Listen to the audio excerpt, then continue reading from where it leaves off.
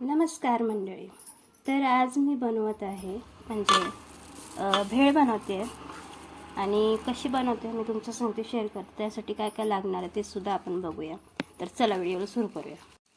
तर ह्यासाठी मी कांदा घातलेला आहे एक मोठा चिरलेला, इथं टोमॅटो आहे एक मोठा चिरलेला बारीक, आणि इथं बारीक चिरलेली कोथिंबीर.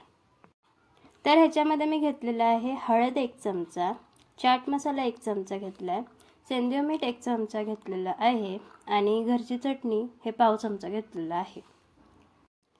तर सगळ्यात आधी आता आपण पहिले कांदा टाकूया. आता टोमॅटो टाकूया. तर आता हे सगळे जे मसाले घेतलेले आहेत ते टाकूया.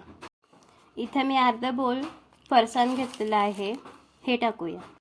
आता ह्याला चांगलं मिक्स करून घेऊया.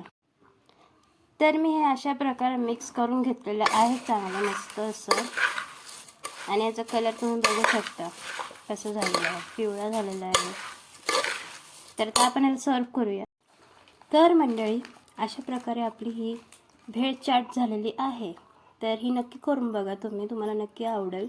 आणि बाहेर जायची पण गरज नाही की बाहेर जाऊन खायचं असं पण नाही वाटणार तुम्हाला. घरी तुम्ही घरच्या घरी बनवू शकता.